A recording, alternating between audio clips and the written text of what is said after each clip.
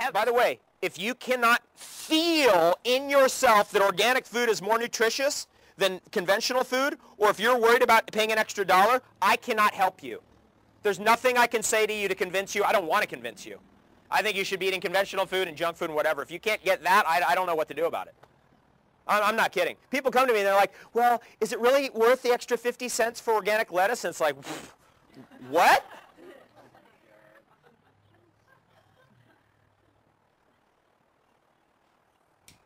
You're either going to pay now or you're going to pay later.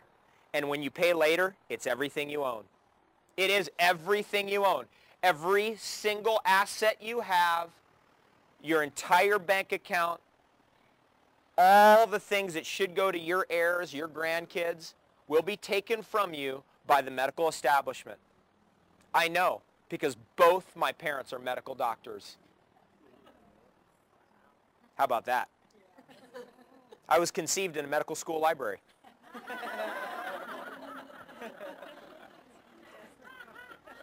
Can you see what's going on now? My mom's an anesthesiologist. That's right. First of all, who's making the money? You. If your health is, like people say, I don't have enough money for superfoods. It's like, that's why you don't have enough money. Because you're not eating the superfoods, so your brain doesn't work correctly. It's fascinating, actually. And here's another thing. You get to a place where you don't need anything. You don't need anything. I could forage in this, see that tree right there, that pine tree, that Tory pine is a pine nut tree, and that produces nuts that you can eat. You don't need to go to a store. There's enough food here already. But the awareness is what creates the food availability. Just so being aware, like, whoa, wait a second, it's already here. So from a prosperity consciousness perspective, actually 100% of my money goes back into the business. 100%. I don't have any money left. And it always has from the very beginning. It's just like put it all back in. Because what am I going to do with the money anyway? I mean, the only thing I've ever done is you. You know, there's no like yacht somewhere, you know, or one with the money is buy property to grow trees and do agricultural experiments to figure out how to grow better and better and better quality food so we can put that in bags like that and bring it to you. I mean, what is that? I don't get that.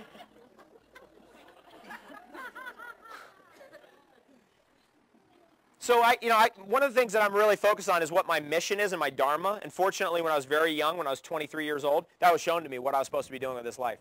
And that is bringing people the best food ever, inviting all of us to share in the experience of having extraordinary quality food experiences, and to bring it in a way that's totally simple. Nothing's more simple than raw organic food. It's the simplest thing ever.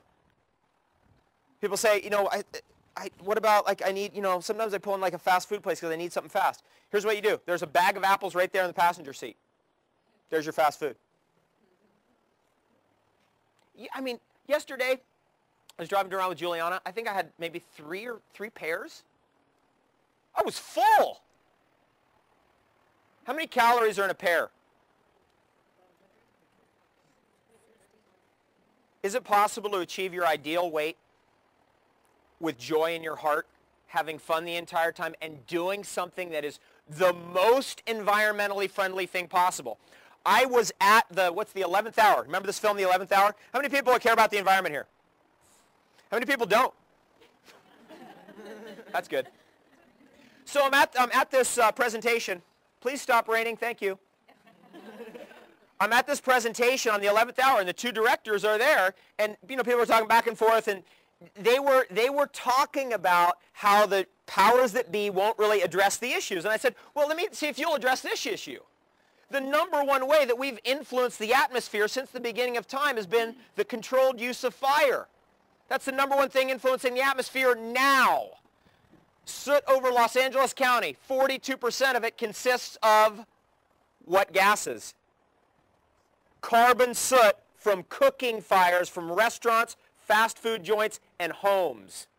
25% carbon emissions from cars.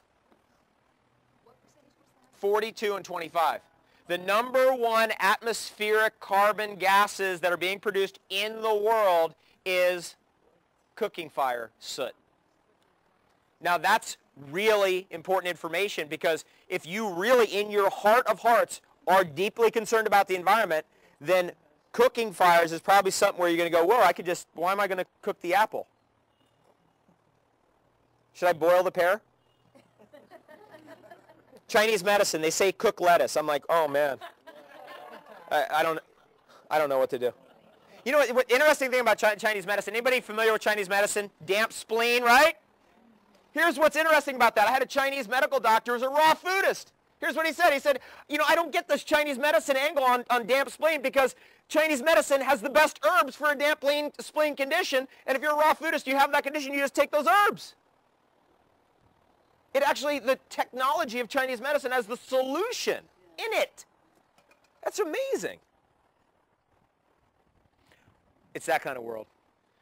All this stuff is becoming available so that we can live entirely socially responsible, financially responsible, ethically and morally responsible. I don't want to have blood on my hands. I don't want to sit here and tell you, hey, you need to be a vegetarian or don't or whatever. It's a complete individual choice. But personally, me, I don't want to kill a cow. I don't want to kill a fish. I don't want to kill anything, because it's bad karma for me personally. You might have a different theory than that, but that's